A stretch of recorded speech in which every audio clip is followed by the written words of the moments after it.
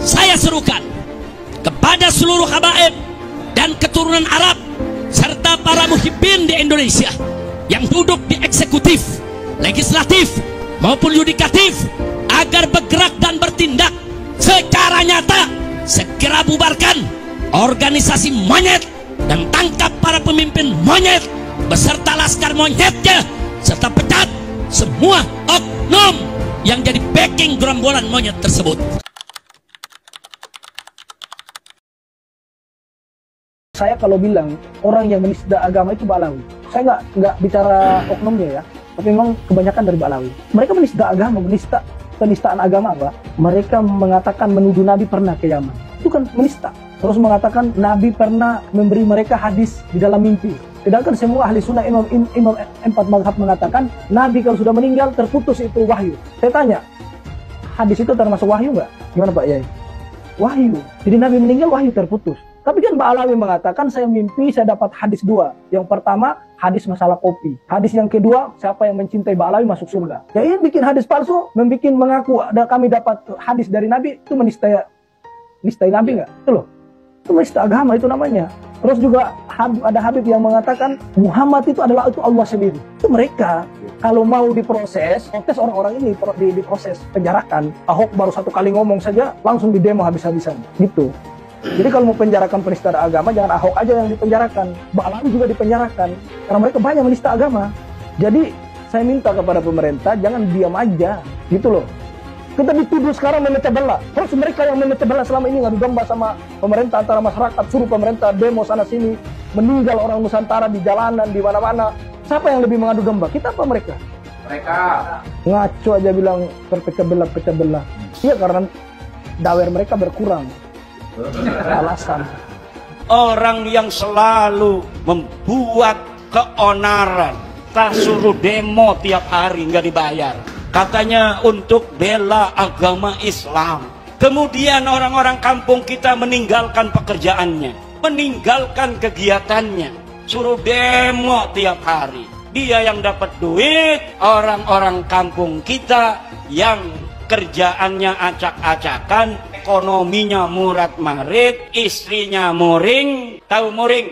Istrinya muring, ngambek marah-marah karena dia jaga warung ditinggalin, apa betul? Dia bertani, taninya macul tidak disempurnain, dia jagain pancingan lele, pancingan lelenya ditinggalin. Kenapa? Suruh demo, katanya membela agama, menurunkan antek-antek Cina, menurunkan antek-antek asing. Tapi ternyata perjuangan mereka semata-mata bukan untuk agama, bukan untuk rakyat, bukan untuk bangsa, tetapi untuk tingginya nama mereka sendiri dengan mengorbankan putra-putri Indonesia agar masa depannya acak-acakan, tetap miskin, melarat, tidak punya pekerjaan. Na'udhu. Ternyata di balik jubah dan di balik sorban Anda menyimpan hati yang sangat busuk, menyimpan adab yang sangat busuk. Begitu hinakah Kiai Nusantara di depanmu? Begitu rendahkah Kiai Nusantara di depanmu, hai para Ba'alawi? Sampai kalian diajak berjabatan tangan aja nggak mau. Kalian tuh di sini cuma numpang hidup, numpang makan. Hidup aja dari mereka kalian. Tapi kalian merendahkan mereka seperti itu. Adab kalian tuh di mana? Hai para Ba'alawi, pengaku cucu Nabi. Antara Sayyiduna wa Maulana Abdurrahman Wahid dan Rizik Syihab. Kalau kita ingin tahu bagaimana dia menantang mubahalah kepada Gus Dur dulu. Hei Gus Dur, bawa anakmu, bawa istrimu, yuk kita bermubahalah. Siapa di antara kita yang dapat langan? Kalau saya dalam kebenaran, maka kau akan mendapat lamat. Kalau kau dalam kebenaran, saya dan keluarga akan mendapat laknat. Gus Dur sudah meninggal apa belum? Gus Dur sudah wafat dan dunia menyaksikan Gus Dur wafat dalam keadaan mulia. Gus Dur wafat sebagai seorang presiden yang diiringi sampai liang kuburnya dengan penghormatan paling tinggi dari negara Republik Indonesia. Dihadiri oleh presiden dengan iringan la ilaha illallah oleh para santri. Ribut antara apa namanya itu pas pampres, antara protokol negara dengan protokol santri. Pas pampres pengennya pakai dar-der santri, ya ilah ilallah, ngacak semuanya. Pengen menghormati Gus Dur untuk terakhir kali. Ketika dia sudah ditanam, sudah didafnu, kemudian mulai dari dia itu dikubur, doa-doa suci dari masyarakat untuk dia sampai hari ini tidak pernah berhenti. Ini menunjukkan Gus Dur radhiyallahu anhu wafat dalam kemuliaan. Ketika hidup dia hidup dalam kebenaran, negakkan kebenaran, dan ketika wafat dia wafat husnul khatimah, wafat dalam keadaan mulia. Sekarang tinggal musuhnya yang mubahala itu. Kita akan saksikan yang berani bermubahala dengan Gus Dur itu bagaimana akhir hidupnya. Hari ini alamannya sudah mulai nampak. Bagaimana setiap hari dia merendahkan dirinya dengan kehinaan, terus menuju titik nadir kehinaan yang paling hina dina. Terima kasih. Bahwa satu motif kejahatannya adalah dengan mengaku-ngaku dirinya seorang nabi, merasa dirinya suci, sehingga dia gampang dan mudah menaklukkan perempuan, terutama pribumi khususnya. Mantan suami saya, Oknum Habib ini kan begitu sombongnya, merasa dirinya suci, dan begitu pula dengan kelompok dia yang lain ya, yang satu kelompok ya. Saya melihat mereka ini dengan brutalnya menzolimi perempuan. Salah satu buktinya adalah dengan melakukan banyak sekali kekerasan terhadap istrinya sendiri. Menurut saya ini sudah bukti konkret bahwa mereka tidak layak disebut sebagai orang yang suci, apalagi mengaku-ngaku keturunan Nabi. Ini konyol sekali menurut saya. Bahkan orang yang bukan keturunan Nabi saja, saya rasa tidak sampai hati melakukan tindakan tidak beradab seperti ini terhadap seorang istri gitu. Nah, Saman minta kami menghormati, Saman minta kami mahabbah. Sementara kepada kiai kami Gus Dur, ada yang bilang Gus Dur itu buta mata, buta hati. Lah aku mau larani hati gue, gak dikongkon mahabbah nih sampean iki lho. Lah piye to? Jadi konco Yaman rasa khawatir, sampean tetep tak hormati. Pokok akhlakmu apik. Terus ojo ngelok-ngelok nih Pancasila. Ojo memalsu makame pahlawan kami. Ojo main klaim Indonesia milik wali-wali tarim. Ojo ngono. Ayolah hidup bersama. Negara niki kita jaga bersama. Lek negara niki utuh, ayem, tentrem, aman, jaga bersama. Sing merasakan juga kita semua ngono lho. Si Rizik itu adalah ikon penistaan terhadap Rasulullah. Bagaimana tidak, saudara? Dia punya menantu namanya Munif. Si Munif itu menistakan Rasulullah dengan menyamakan si Rizik Silap ini, Al-Kaburi ini dengan Rasulullah. Rasulullah dibilang mirip akhlaknya. Rizik mirip akhlaknya dengan Rasulullah. Ataupun mewarisi, bukan mirip, mewarisi akhlak Rasulullah. Kemudian mewarisi jasad Rasulullah, saudara. Itu kan penghinaan terhadap Nabi. Akhlak si Rizik gimana, akhlak Rasulullah gimana, saudara?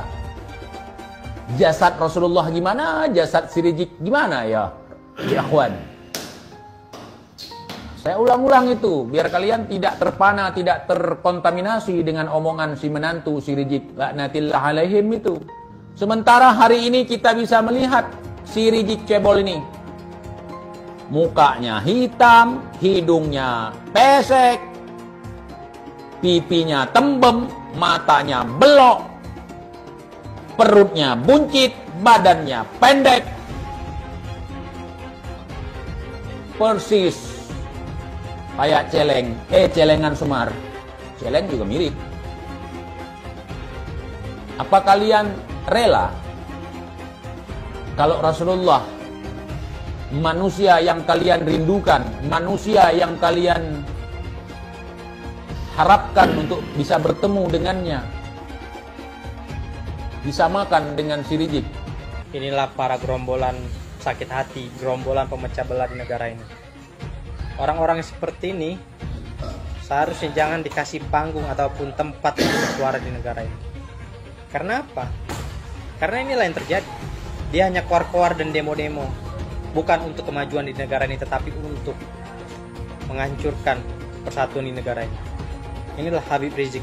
Anda itu malu, Pak Habib Rizik, Anda itu ulama gitu loh, atau Habib. Apakah cara Anda seperti itu mencerminkan sebagai Habib? Anda itu tidak lebih dari provokator gitu loh, tukang buat ribut, tukang buat gaduh di negara ini. Tolong banget. Yang seperti inilah seharusnya diamankan oleh pihak kepolisian. Karena apa? Ceramahnya tidak benar gitu loh. Kok bisa ceramahnya mengatakan hal-hal jelek seperti itu? Ya kalau memang Pak Habib Rizik tidak suka di negara ini, silakan keluar. Terbuka lebar ke pintu ini untuk Pak Habib Rizik keluar dari negara ini. Jangan suka mengacaukan persatuan di negara ini. Anda itu pemecah belah gitu, tukang buat ribut di negara ini. Sangat memalukan sifat Anda itu. Habis pikir melihat tingkah laku Anda Pak Habib Rizik. Seharusnya orang-orang seperti inilah jangan diberikan panggung untuk bersuara di negara ini. Karena inilah yang terjadi, hanya buat ribut dan gaduh. Bahwa tokoh paling korup di dunia adalah mantan Presiden Indonesia Jokowi. Kacau tidak? Mudah-mudahan buru-buru masuk penjara. Amin. Amin. Pokoknya kalau dia masuk penjara saya kirimin tiker dah. Iya, kalau saya masuk penjara udah biasa. Lo rasain dari penjara. Tangkep biangnya dulu. Biangnya dulu tangkep, saudara. Biangnya dulu yang paling korup, yang paling banyak korupsinya, tangkap, jeblosin ke penjara. Nanti yang di bawahnya ikut semua kita tangkap. Setuju tidak? Setuju tidak? Mudah-mudahan Jokowi cepat masuk penjara. Amin. Betul? Nah, begitu saya tanya sekali lagi, ini semua siap lawan koruptor? Siap bela Indonesia? Siap jaga NKRI? Takbir! Habib yang bernama Habib Syekh ini terkenal sebagai seorang Habib yang sering bersolawat dan keliling di berbagai daerah. Namun banyak hal yang membuat masyarakat menjadi marah. Salah satunya adalah lagu yang dia nyanyikan yang isinya mengatakan bahwa Habib Rizik gurunya NU. Ini adalah sebuah lagu yang berisi penistaan dan bisa juga dikatakan sebagai penghinaan terhadap Nahdlatul Ulama. Sebab faktanya Rizik Syihab bukanlah gurunya NU. Dan kalau kita lihat sepak terjangnya, Rizik Syihab dulu memusuhi Gus Dur.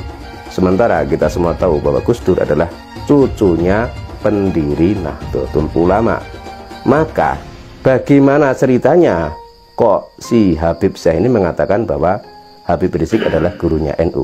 Dia bukan cucu Nabi, dilihat dari hasil tes DNA yang sudah ada. 180 orang sudah tes DNA. Dan tes DNA-nya menunjukkan haplogrup mereka itu G. Sedangkan keturunan Nabi menurut para ahli harus mempunyai ciri kode genetik haplogrup J1.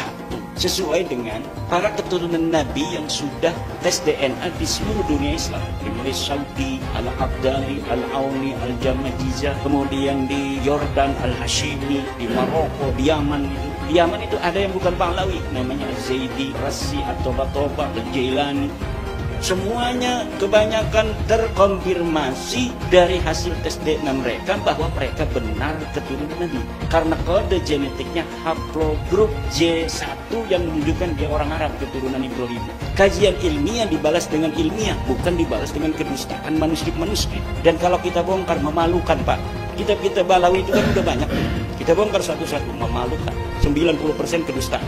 Kitab-kitab ulama yang dikatakan muhaddis, Alwi bin Thohir itu muhaddis. Tapi kalau kita uji kitabnya, dia menunjukkan ada dalam manuskrip anu, ada dalam kitab anu, 90% kedustaan. Siapa? Berasal dari mana? DNA-nya dari mana? Genetikanya dari mana? Ini adalah upaya sistematis. Kemudian orang lain datang dari negara lain ke sini. Tiap hari membanggakan leluhurnya. Tiap hari bercerita keunggulan leluhurnya. Tiap hari kita harus mendengarkan riwayat-riwayat leluhurnya. Setelah itu kita bermahabbah pada mereka, menghormati mereka, mendewa-dewakan mereka, dan kita menganggap diri kita lebih rendah dari mereka. Dan tak terasa domba kita, uang kita kirim untuk mendapatkan air putih agar kita usahanya lancar. Kita keluarkan uang demi mereka. dan kita semakin direndahkan martabatnya sebagai suku dan sebagai bangsa. Padahal mereka makan setiap hari. Bagaimana seorang Habib ada yang mengharamkan anak-anak NU untuk masuk ke Banser.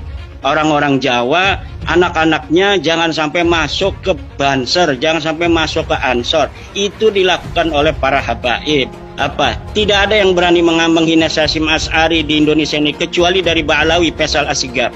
Bagaimana terakhir Twitter dia menghina ketum PBNU kita, Gus Yahya. Tidak ada yang lain yang berani seperti itu kecuali dari Ba'alawi. Gus Dur siapa yang berani? Yang berani menghina Gus Dur, menghina Teh Yeni. Itu hanya Faisal Asgaf yang ada itu. Ba'alawi atau mukhibin-mukhibinnya itu mempersekusi para kiai. Kiai-kiai kita dipersekusi dari zaman dulu oleh orang-orang yang mengaku turun Nabi yang tidak terverifikasi.